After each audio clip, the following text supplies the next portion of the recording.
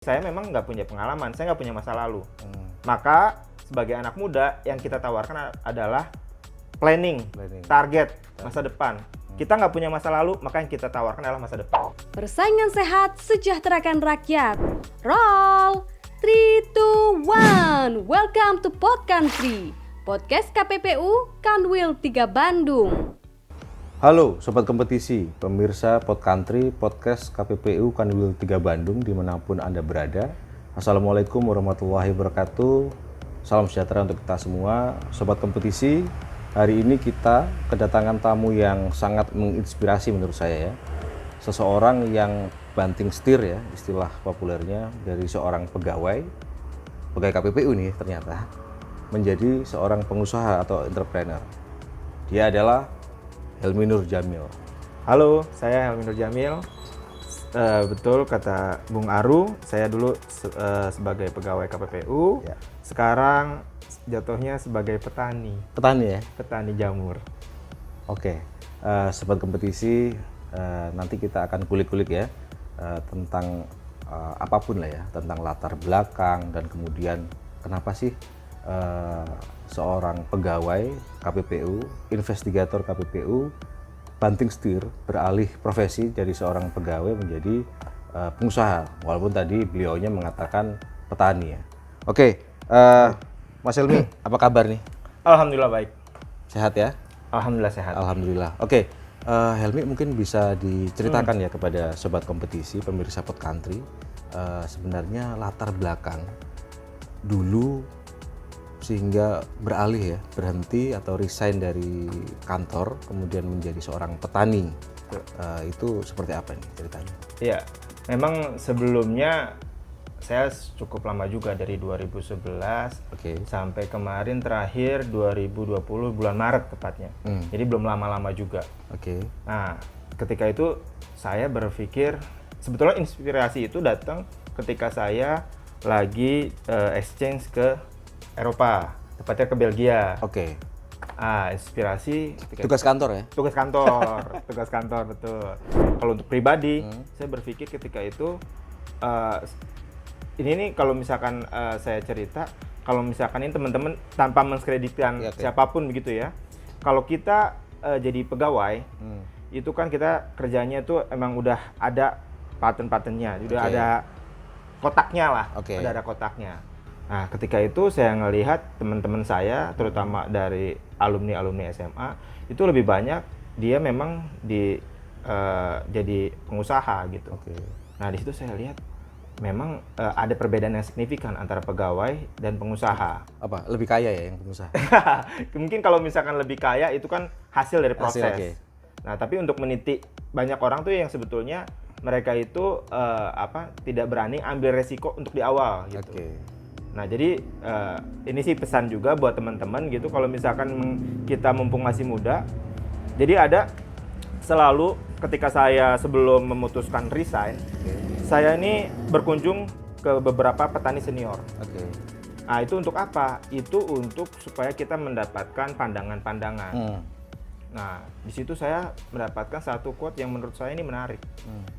Ketika kita yang muda, kita biasanya itu banyak melakukan inovasi-inovasi, melakukan hal-hal yang baru gitu. Karena kita emang belum pernah merasakan gitu.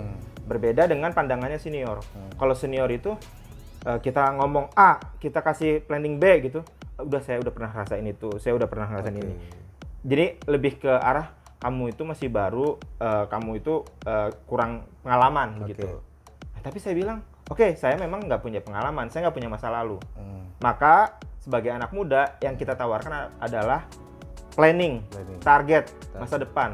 Kita nggak punya masa lalu, maka yang kita tawarkan adalah masa depan. Luar biasa. Makanya sebelum saya memutuskan jadi pengusaha, saya bikin dulu roadmap perjalanannya. Targetnya seperti apa. Kayak jamur halwa, ini saya targetkan 2029. Stop dulu. Ini biar jadi penasaran nih Sobat. Siap. Katri. Saya mau balik di awal dulu ya. Boleh. Sebelum jauh, tadi kan terinspirasi ketika ada perjalanan tugas ya, dari kantor ke Belgia. Nah, itu belum clear tuh. Sehingga kemudian memutuskan itu ya, memutuskan untuk apa sih yang terjadi di Belgia, Mi?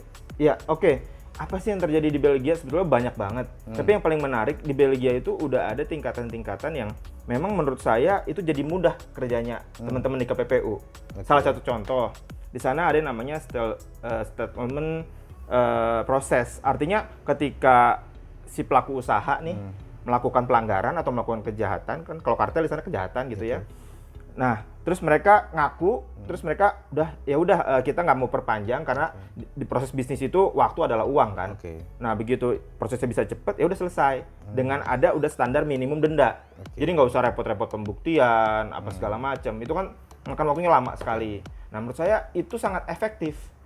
Nah, itu yang pertama. Terus ada lagi proses yang kedua, kalau itu berarti dari sistem hukum dong. Sistem hukumnya, dan kita kan belum punya itu ya. Belum punya. Terus leniency juga ternyata sangat efektif di sana. Jadi hampir kalau nggak salah 90% case di sana itu dari leniency. Oke, jadi sobat kompetisi mau saya jelaskan sedikit ya.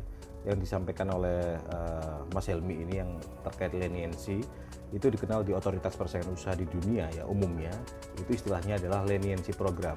Bahasa sederhananya semacam pengampunan lah.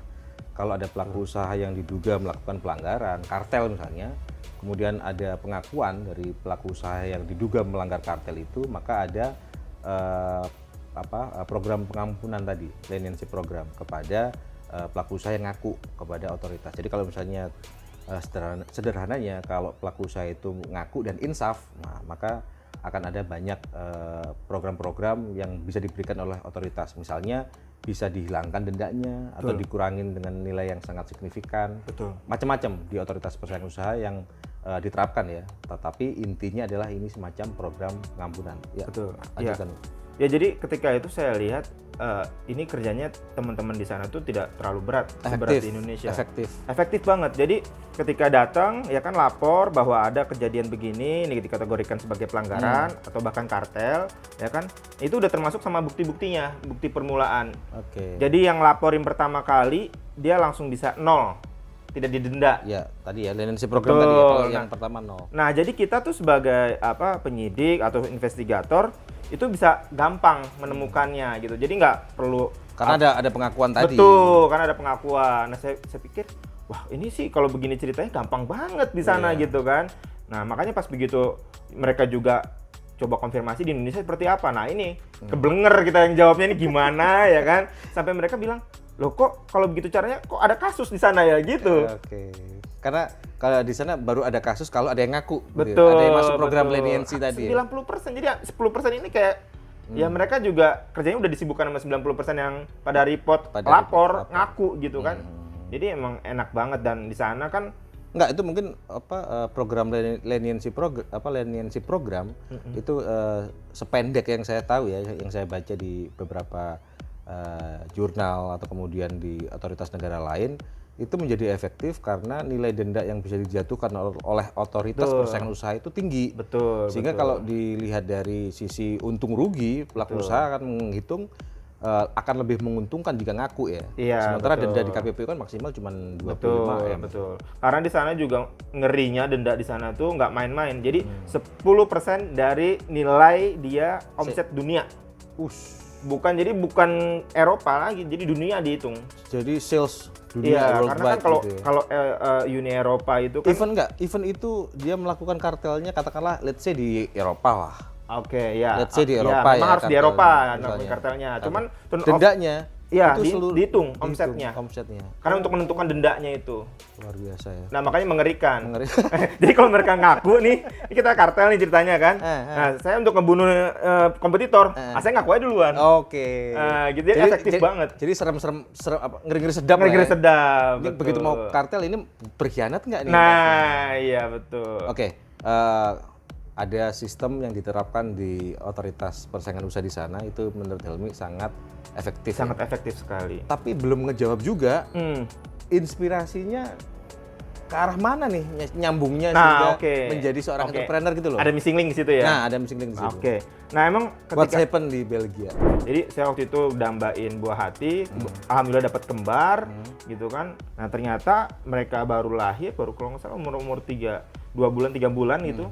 Saya disuruh pergi, walaupun memang cuma 3 bulan. Ketika itu 3 bulan di Belgia, tapi kerasa banget itu. Kerasa banget, dan di situ mikir. Karena kan saya waktu itu berpikirnya yang paling saya sedih itu ada kalau kita doa kedua orang tua kan, kita doa itu bunyi doanya itu sangat ini kalau kita hayatin betul-betul. Jadi kan sayangilah kedua orang tua sebagaimana mereka menyayangi kita di waktu kecil. Lah kalau waktu kecil saya ninggalin terus. Waduh itu doa kayaknya serem banget buat saya ya. Ntar bisa-bisa nggak Iya bisa dibalik orang dia waktu kecil nggak nyayangin gue. Nah gitu. itu doanya kok serem banget ya, saya bilang. Aduh. Akhirnya ya udahlah.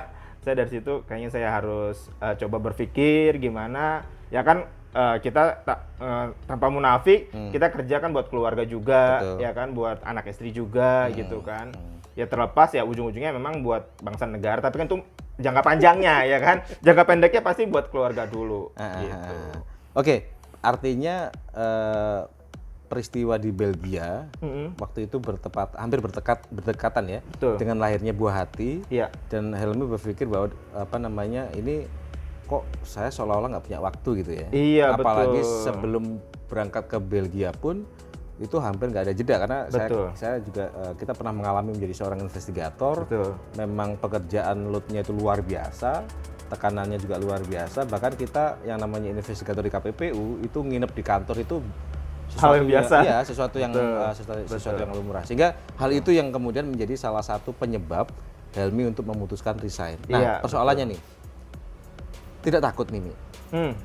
Takut misalnya, ini kan Helmi sebagai seorang kepala keluarga tentu membutuhkan yang namanya pendapatan ya, pemasukan. Ketika resign kan berarti nol nih. Betul. Tidak pasti dihitung ya, resiko-resikonya. Gimana nih mempertimbangkannya? Jadi kalau menurut saya setiap perjalanan hidup itu pasti ada risikonya. Even kita sebagai pegawai. Jadi pegawai pun mau di swasta atau kan banyak juga orang tua berpikir kalau misalkan anak PNS atau kerja di government udah aman gitu ya. Dapat pensiun segala macam. Cuman itu akhirnya membuat zona nyaman. Jadi saya juga pelajarin kok. Jadi saya ngelihat teman-teman saya yang alumni SMA atau kuliah, mereka tuh ada yang emang udah ke atas banget, ada yang rata-rata air gitu kan. Nah itu yang rata-rata air banyaknya itu ada di zona nyaman. Zona nyaman dan pegawai zona aman. Tadi ya? Pegawai tadi. Karena tadi betul kata Bung Ardo kan, kalau misalkan kita jadi pegawai, pendapatan tuh udah fix. Sudah pasti dapat, anak istri udah pasti makan. Gitu ceritanya. Untuk standar lah ya. Standar pegawai. Standar hidup. Ya standar hidup lah. Ya. Cuman ya menurut saya ada kalanya juga kalau kita lagi apes-apes nih kayak masa pandemi gini kan, banyak yang kena PHK. Bahkan juga di government juga dikurangi anggarannya, segala macam kan. Toh juga itu artinya ya tidak melulu kita dapetin di fixnya tuh nggak benar-benar fix gitu. Ada naik turunnya juga. Cuman resikonya mungkin yang agak berbeda. Tadi sorry nih saya potong ya. Tadi kan menceritakan tentang melihat pengalaman dari teman-teman SMA. Tadi ada yang tinggi banget, tapi kebanyakan yang rata-rata air. Nah, saya mau combine pertanyaannya menjadi seperti ini. Tadi saya mau tanya dari sisi risiko ketika memutuskan untuk resign. Nah, pernah nggak memperhatikan misalnya menjadi seorang pengusaha ini kan nggak mudah. Betul. Tentu banyak sekali yang gagal menjadi pengusaha. Nggak takut? Iya, oke. Ini pertanyaannya emang menarik. Kalau misalkan dibilang nggak takut, takut. Tapi kalau misalkan dibilang nggak berani, saya kalau misalkan dibilang ada orang ngomong, lu berani nggak sama lu takut nggak? Saya lebih cenderung ke berani jawabnya. Oh gitu. Karena gini, kalau misalkan kita kepala keluarga aja kita yang nggak berani, apalagi yang lain, gitu di keluarga itu pasti jadi takut semua kan, ngambil apa-apa keputusan takut apa segala macam. Ketakutannya apa? Yang dipikirkan pada waktu itu ketika resign, ketakutannya apa sih? Nah gini, ketakutannya adalah ketika saya nggak punya target sebenarnya. Target saya nggak realistis, gitu. Makanya sebelum saya putus mengundurkan diri, saya tuh harus betul-betul punya planning dulu. Planning nih yang paling penting sebetulnya. Yang tadi mau diceritakan tadi. Betul. Jadi kita bikin yang namanya roadmap dulu nih. Jadi kita ada gambaran. Sama aja sih sebetulnya kalau misalkan kita kerja, ya kan saya buat usaha juga saya nggak mau usahanya itu profitnya itu gabung sama uang pribadi gitu kan. Saya juga di sana digaji. Cuman pindahin zonanya aja. Yang tadinya di government sekarang ke benar-benar murni swasta gitu kan. Nah itu sebetulnya gitu. Enggak, sorry.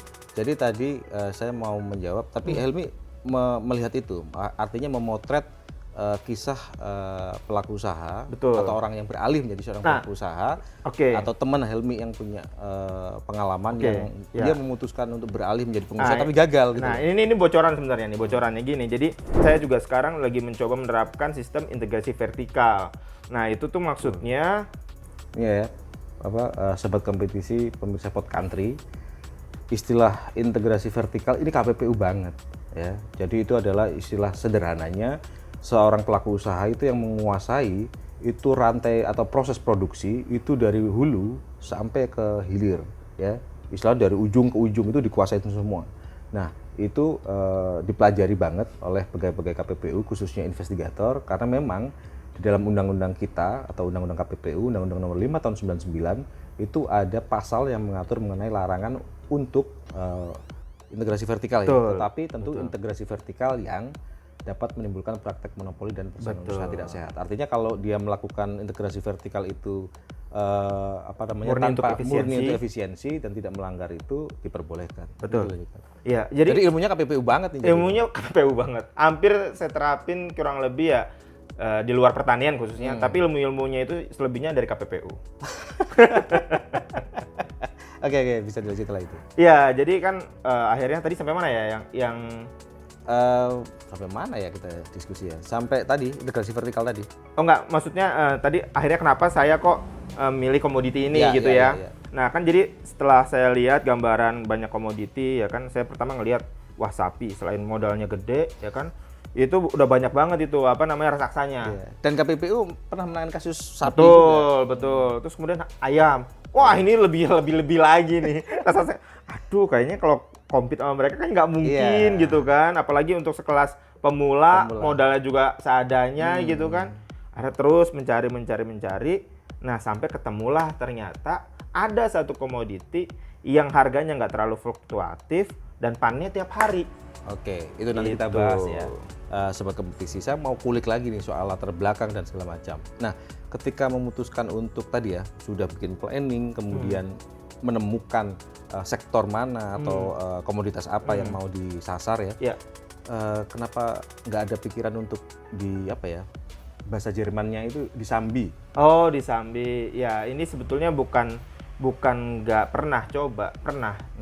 Jadi di tahun 2011 itu saya udah merintis sebetulnya. Saya ini senang sebenarnya budidaya. Jadi waktu itu saya budidaya ikan sidat. Ya. Ya kan, itu kalau misalkan bahasa kerennya kan unagi, kalau bahasa Jepangnya ya kan itu mahal tuh komoditi itu. Kayak belut tapi bukan belut. Nah, kayak belut tapi bukan belut. Nah, betul. Nah, dari 2011 di 2014 saya ekspor ke Korea. 2014 itu ya? Ekspor ke Korea, dan itu kalau misalnya ngomongin pendapatan ya udah jauh kalau sama gaji. Nah, ketika itu saya sempat memutuskan mau resign. Ternyata dalam bisnis itu butuh fokus yang memang totalitas. Karena hampir, coba deh baca biografi pengusaha-pengusaha sukses itu, nggak ada mereka double job. Jadi pengusaha sukses apa gitu, sekaligus misalkan pegawai mana gitu, nggak ada. Hampir nggak ada gitu. Bahkan kalau ada pun, oke lah mereka rangkap jabatan, tapi sama-sama CEO. Gitu. Jadi nggak ada sama-sama di dunia bisnis. Nah, sama-sama dunia bisnis. Jadi nggak ada yang gimana ya, orang ibaratnya kalau kita mau pergi ke Bandung gitu kan, kita bisa sekalian, cuman kalau misalkan kita sekalian biasanya itu cepat nyampainya itu lebih cepat yang langsung dibandingin kita misalkan mampir dulu ke Bogor, mampir dulu Cianjur kayak gitu kan, itu kan sambilan. Nah gitu, itu sebetulnya yang menurut saya bukan yang nggak bisa, cuman kalau kamu mau sukses, kamu mau cepet nyampe kesuksesan itu, ya kamu harus fokus totalitas di sana gitu. Karena saya ngalamin betul waktu ketika jadi pegawai kan, ada klien misalnya nih mau ngajak ketemuan di weekdays. Kita kan harus mohon maaf Pak, nanti aja di weekend. Di weekend dianya nggak bisa. Nah, itu kan akhirnya kita buang kesempatan. Betul. Ya gitu. Ada kesempatan-kesempatan yang potensial dan itu bisa terbuang gitu ya.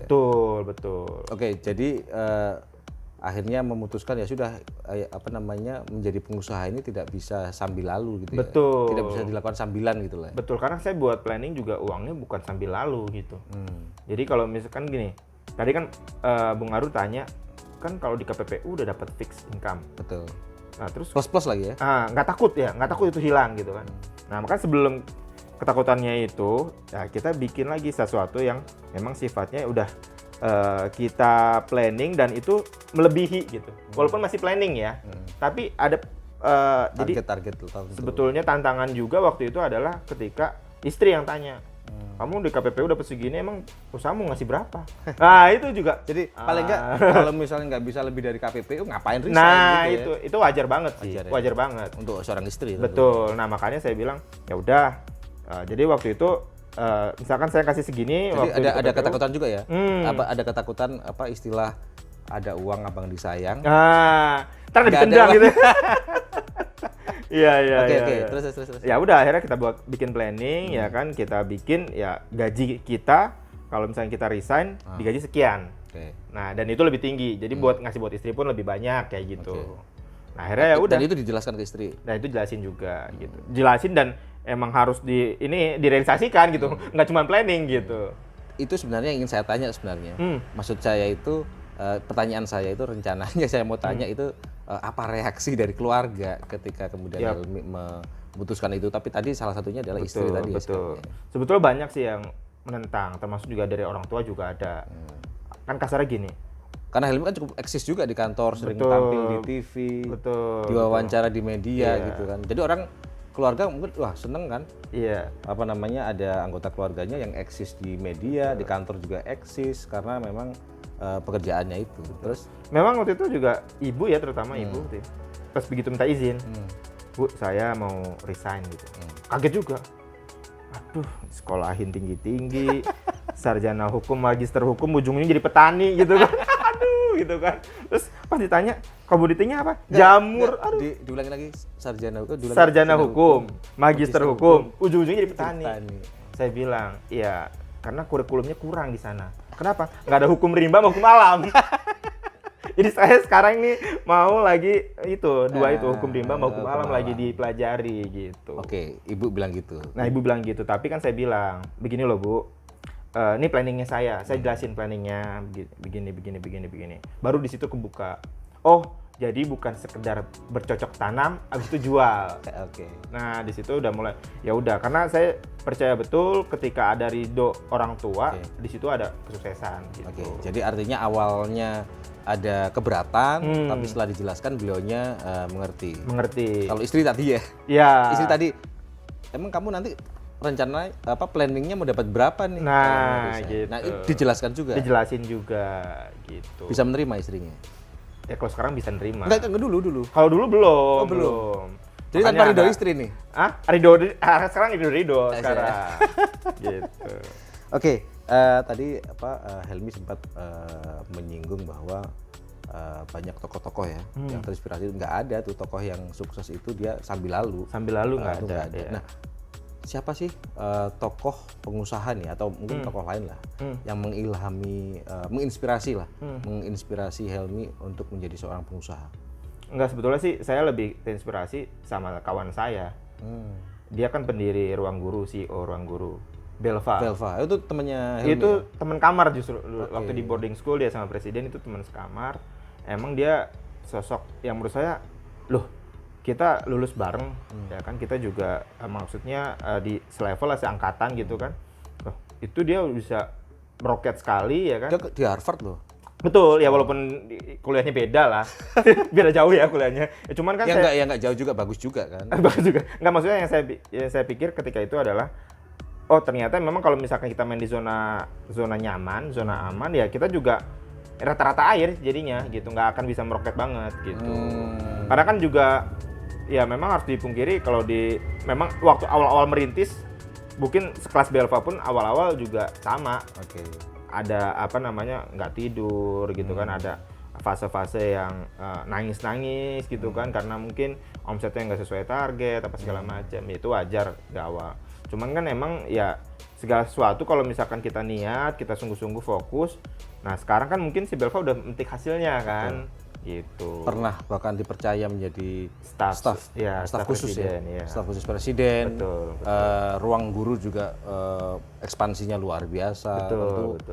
Banyak hal yang bisa dipetik ya, Iya. dari apa yang dilakukan oleh Belva. Jadi dari Belva lah yang membuat Helmi akhirnya memutuskan yakin bahwa ini adalah jalan yang Betul. bisa ditempuh gitu ya, Betul, menjadi seorang pengusaha. Iya. Dan lagi kan saya lihat menurut data BPS ya, jumlah petani itu sekarang itu rata-rata itu mendekati masa pensiun gitu. Jadi Karena tidak ada pemuda ya iya, yang kaum punya- milenial kaum itu milenial yang tidak lebih yang berkeinginan menjadi seorang petani. betul, lebih senang di dunia startup, Oke. di dunia Karena teknologi gitu kan. keren Karena mungkin keren ya menurut kan. mereka ya. Jadi bankers ya kan, jadi pegawai kantoran gitu. Hampir kalau misalnya dilihat dari data itu hanya 30% dari kaum milenial yang akhirnya balik jadi petani. Nah, ini kalau misalkan terus-terusan merosot, next kita mau makan apa? Mau makan data? Oke. Kan nggak kenyang. Tapi Helmi ini memutuskan menjadi pengusaha atau entrepreneur bukan kecelakaan ya, karena kan Bukan. banyak nih Bukan. di episode podcast kita sebelumnya ya, namanya Sobat Kompetisi itu ada disampaikan oleh narasumber ya dari teman saya pada waktu itu Bimo, banyak mengatakan bahwa sebenarnya banyak pelaku usaha itu yang terjun menjadi seorang pelaku usaha karena kecelakaan, ya kan, karena nggak dapat kerja atau di PHK Betul, sehingga belum siap rata-rata. Betul. Dan tapi teman kita yang satu ini sudah membuat perencanaan ya, membuat planning, Betul, target ke depan seperti apa. Karena tadi ya resikonya luar biasa karena Iya, ada keluarga yang Betul. Karena gini, kalau kita tanpa perencanaan, kalau saya ya, kita bisa sampai tujuan, cuman nggak tahu kapan waktunya.